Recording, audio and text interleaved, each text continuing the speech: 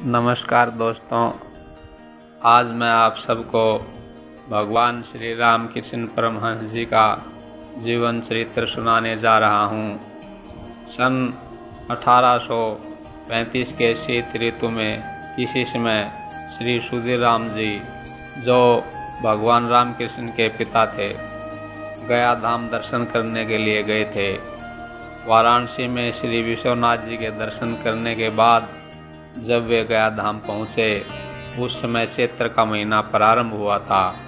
उस महीने में वहाँ पिंडदान करने से पितरों की अत्यंत तृप्ति होती है। यह जानकर ही संभवतः उस महीने में वे गया धाम गए थे। प्राय 1 महीने तक वहाँ रहकर तीर्थ के समस्त कार्यों को संपन्न करने के पश्चात उन्होंने श्री गदाधर देव के श्रीपाद पद्यों में पिंडदान किया। इस प्रकार शास्त्र पितृकृत्य को संपन्न करने से श्री सुधीराम जी के विश्वासपूर्ण हृदय में जो तृप्ति तथा शांति उदित हुई, वह वर्णनातीत है। पितृ का यथासाध्य परिशोध करने का अवसर पाकर वे अब निश्चिंत हो गए और अपने जैसे अयोग्य व्यक्ति को भगवत कृपा से ही उप कार्यों को संपादन करने की शक्ति प्राप्त हुई। ऐसा मानकर उनका कृतज्ञतापूर्ण हृदय अभूतपूर्व दीनता तथा प्रेम से परिपूर्ण हो उठा। दिन का तो कहना ही क्या है, रात में सोते समय भी वह संतोष तथा उल्लास उनमें बना रहा। निद्रित होते ही उन्होंने स्वप्न में देखा कि मंदिर में श्री गदाधर के श्रीपाद पद्मों के सम्मुख पितरों के लिए पुनः वे पिंडदान कर रहे हैं तथा उनके पितृवर्ग दिव्य ज्योतिर्मय शरीर से पिंडों को आनंद पूर्वक ग्रहण कर उन्हें आशीर्वाद दे रहे हैं। दीर्घ काल पश्चात उनका दर्शन पाकर वे अत्यंत विह्वल हो उठे एवं भक्ति भाव से गदगद रोते हुए उनके चरण स्पर्श कर उन्हें प्रणाम करने लगे। उसके बाद उन्होंने देखा कि एक अदृष्टपूर्व दिव्य ज्योति मंदिर में परिपूर्ण हो गई है तथा पितृवर्ग संभ्रम के साथ दोनों हाथ और संयत रूप खड़े हो मंदिर के अंदर अति सुंदर सिंहासन पर सुखपूर्वक विराजमान एक अद्भुत दिव्य पुरुष की उपासना कर रहे हैं। फिर उन्होंने देखा कि नव दुर्वादल के सदृश श्याम वर्ण ज्योतिर्मय वह पुरुष स्निग्ध तथा प्रसन्न दृष्टि से उनकी ओर देखकर अपने समीप आने के लिए हंसते हुए उन्हें संकेत कर कह रहे हैं। यंत्र की तरह परिचालित होकर वे उनके समीप उपस्थित हुए और भक्ति विह्वल हृदय से उन्हें दंडवत प्रणाम कर आवेग के साथ विविध रूप से उनकी स्तुति तथा वंदन करने लगे। तदंतर उन्होंने देखा कि वह दिव्य पुरुष उनकी स्तुतियों से संतुष्ट होकर वीणा जैसे मधुर स्वर से उनको कहने लगे, सुधीराम, तुम्हारी भक्ति से मैं प्रसन्न हूँ। उत्तर रूप से तुम्हारे घर पर अवतीर्ण होकर मैं तुम्हारी सेवा ग्रहण करूँगा। स्वप्न में जिनकी कल्पना नहीं की जा सकती, ऐसे इन शब्दों को सुनकर उनका हृदय आनंद से अधीर हो उठा।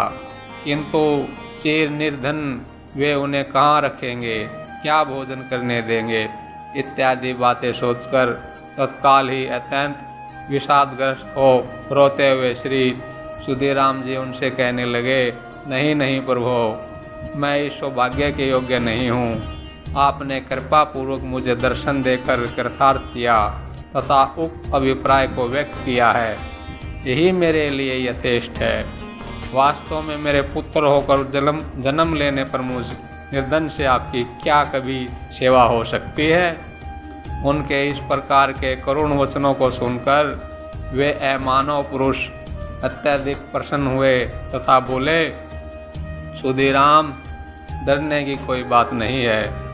तुम जो कुछ प्रदान करोगे संतोष के साथ मैं उसे ही ग्रहण करूँगा। मेरी इच्छा को पूर्ण करने में तुम बाधक न बनो। उनकी इन बातों को सुनकर श्री सुधीराम जी और कुछ न कह सके। आनंद दुख आदि परस्पर विपरीत भावों का उनके हृदय में एक साथ उदय होने के फलस्वरूप वे स्तंभित तथा चेतना रहित हो गए। उसी समय उनकी नींद खुल गई। जागने के पश्चात बहुत देर तक श्री सुधीराम जी यह अनुभव न कर सके कि वे कहाँ हैं। इस सौपन की सत्यता ने मानो उनके हृदय को अभिभूत कर दिया। सौपन की यथार्थता से वे विकलित रहे।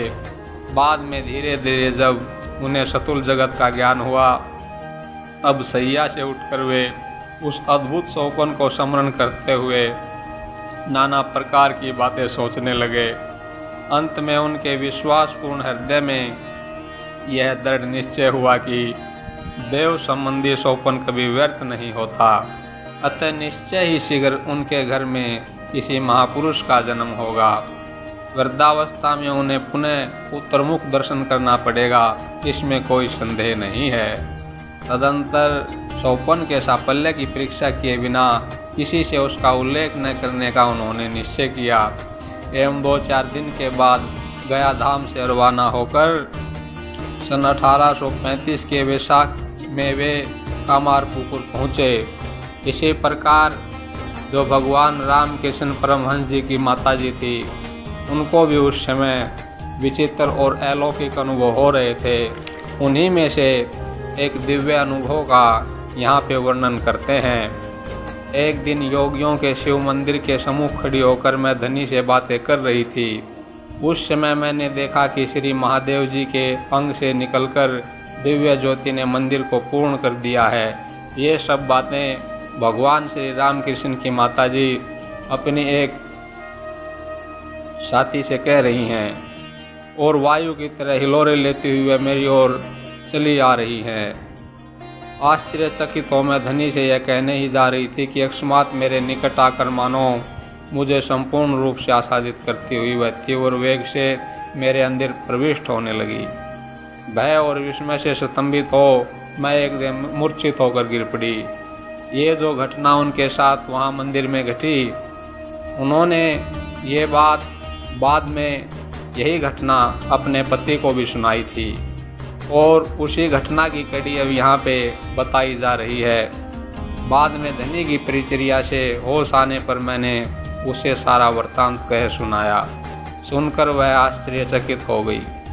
फिर बोली, तुम्हें वायु रोग हो गया है, किंतु तब से मुझे ऐसा प्रतीत हो रहा है कि वह ज्योति मेरे उदर में अभी तक विद्यमान है और मुझ में गर्भ संचार होने का लक्षण सा मुझे दिखाई दे रहा है। धनी तथा प्रसन्न इस बात का जिक्र करने पर उन लोगों ने मुझे मूर्ख आदि कहा और मानसिक भ्रम अथवा वायु गुलम रोग से मुझे ऐसा अनुभव हो रहा है।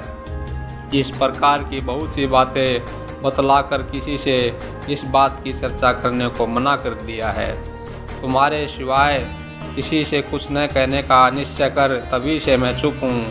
यहाँ पे भगवान श्री रामकृष्ण की माताजी अपने पति से कह रही हैं कि आपसे पहले मैंने इन बातों का जिक्र अपनी सहेलियों से किया, उन्होंने इन पे विश्वास नहीं किया और मुझे पागल कहने लगी। उसके बाद मैंने ये निश्चय कर लिया कि आपके अलावा ये बातें किसी से साझा नहीं करूँगी। अच्छा बताओ, तुम्हें क्या मालूम होता है? भगवान श्री रामकृष्ण के पिताजी अपनी पत्नी से पूछते हैं। क्या देवता की कृपा से मुझे उस प्रकार का दर्शन मिला था या वायु रोग से? किंतु अभी तक मुझे ऐसा मालूम पड़ता है कि मानो मेरा गर्भ संचार हो चुका है। भगवान श्री रामकृष्ण की माताजी अपने पति से कहती हैं, क्या वो वायु रोग था या किसी देवता के दर्शन थे? अपने संदेह का निवारण करवाना चाहती हैं। इस पे सुधीराम जी कहते हैं, गया के सोपन को स्मरण करते हुए सुधीराम जी अपनी पत्नी चंद्रा देवी की बातों को सुना और उन्होंने जो दर्शन मिले हैं उसका कारण रोग नहीं भी हो सकता है, ऐसा कहकर वे उनको नाना प्रकार से समझाते हुए बोले, अब से इस प्रकार के दर्शन तथा अनुभव की बातों को मुझे छोड़कर और किसी से न कहना। श्री रघुवीर कृपा कर जो कुछ दिखाएं वह कल्याण के निमित्त ही है, ऐसा मानकर निश्चिंत रहना। गया धाम में रहते समय मुझे भी श्री गदाधर यानी भगवान विष्णु को ही गदाधर कहा जाता है, गदाधर ने अलौकिक रूप से इंगित किया है कि हमें पुनः पुत्रमुख देखना पड़ेगा। श्रीमती चंद्रा देवी देवतुल्य पतिदेव की इन बातों को सुनकर आश्वस्त हुई और उनकी आज्ञाकारिणी बनकर पूर्ण रूप से श्री रघुवीर पर भरोसा रखकर घर के कामकाज करने लगी। इस प्रकार ब्राह्मण दंपति के परस्पर वार्तालाप के बाद क्रमशः एक दिन करके 3-4 महीने बीत गए। अब सभी को निश्चित रूप से यह विदित हुआ कि 45 वर्ष की आयु में सुधीराम जी की पत्नी श्रीमती चंद्रा देवी वास्तव में पुनः गर्भवती हुई हैं। सर्वत्र ही यह देखने में आता है कि गर्भदशा में सभी रमणियों का रूप लावण्य विशेष रूप से निखरता है। चंद्रा देवी का भी वैसा ही हुआ। धनी आदि उनकी पड़ोसी ने यह कहने लगी कि अब की बार गर्भ धारण कर उनका रूप लावण्य पहले की अपेक्षा अधिक निखरा है। उनमें से कोई उन्हें देखकर यह भी जल्पना करने लगी कि बुढ़ापे में गर्भवती होकर जब इतना रूप बढ़ा है तो संभवतः वर्षों के समय ब्राह्मणी की मृत्यु भी हो सकती है। इसके बाद माँ चंद्रा देवी को गर्भवती होने के बाद दिनों दिन दिव्य अनुभव होने लगे।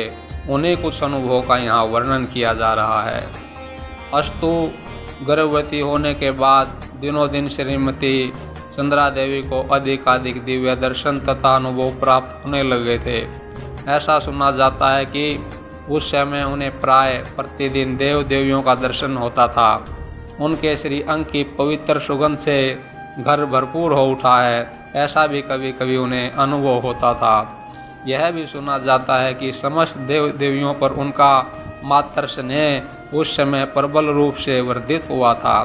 तब प्राय वे प्रतिदिन उन दर्शनों तथा अनुभवों की बातों को अपने पतिदेव से कहकर उनके कारणों के विषय में पूछा करती थी। श्री सुधीराम जी ने उन्हें तरह तरह से समझाते थे और उनसे कहा करते थे कि शंका की कोई बात नहीं है। उस समय की एक घटना के बारे में हमने जो सुना है यहाँ पर उसका उल्लेख कर रहे हैं। श्रीमती चंद्रा देवी एक दिन अपने पतिदेव के समीप भयभीत होकर पहुँची तथा उनसे कहने लगी, देव शिव मंदिर के सम्मुख ज्योतिर्दर्शन के दिन से बीच बीच में मुझे इतने देवी देवताओं के दर्शन हो रहे हैं कि जिसकी कोई सीमा संख्या नहीं है। उनमें से कुछ तो ऐसा है कि जिनकी मूर्ति तक को भी मैंने चित्र में नहीं देखा है। आज मैंने देखा कि हंस के ऊपर चढ़कर एक देवता का आगमन हुआ। देखकर मैं डर गई। धूप से उसका मुंह लाल हुआ। मुझे कष्ट होने लगा। मैंने उसे बुलाकर कहा, अरे हंस पर बैठने वाले देव, धूप से तेरा मुंह सूख गया है। मेरे घर में कल रात का भीगा हुआ भात रखा है, उसे खाकर कुछ सुस्ता जा। इस बात को सुनकर हंसते हुए वह न जाने कहाँ हवा में अदृश्य हो गया। मुझे फिर दिखाई न दिया। ऐसी कितनी ही मूर्तियों को मैं देखती रहती हूँ। पूजन या ध्यान के समय ही उनका दर्शन मिलता हो यह बात नहीं है, किंतु सहज हालत में जब तब उनका दर्शन होता रहता है। कभी कभी मैं देखती हूँ कि वे मनुष्याकार से मेरे समक्ष आते हुए हवा में लीन हो जाते हैं। तुम ही बताओ, मुझे ऐसे दर्शन क्यों हो रहे हैं? क्या मुझे कोई रोग हो गया?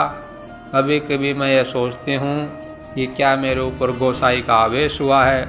अब श्री सुधीराम जी गया धाम में देखे हुए सोपन का वर्णन कर उन्हें समझाने लगे कि अब की बार पुरुषोत्तम को गर्भ में धारण करने का उन्हें परम सौभाग्य प्राप्त हुआ है। वे उनके पुण्य स्पर्श के प्रताप से ही ये दिव्य दर्शन प्राप्त हो रहे हैं। इन बातों को सुनकर पति पर असीम विश्वास रखने वाली चंद्रा देवी का हृदय दिव्य भक्ति भाव से पूर्ण हो गया एवं नवीन शक्ति से शक्तिशालिनी हो वे निश्चिंत हो गई।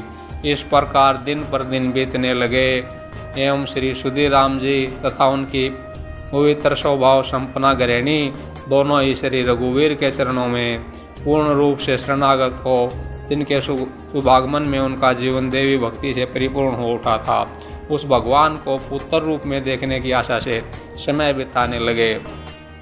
ऐसे दिव्य, ऐसे महान पवित्र आत्माएं जो भगवान श्री रामकृष्ण परमहंस के माता पिता बने, उनके श्री चरणों में कोटि कोटि प्रणाम है, जिन्होंने इस दिव्य पुरुष को जन्म दिया।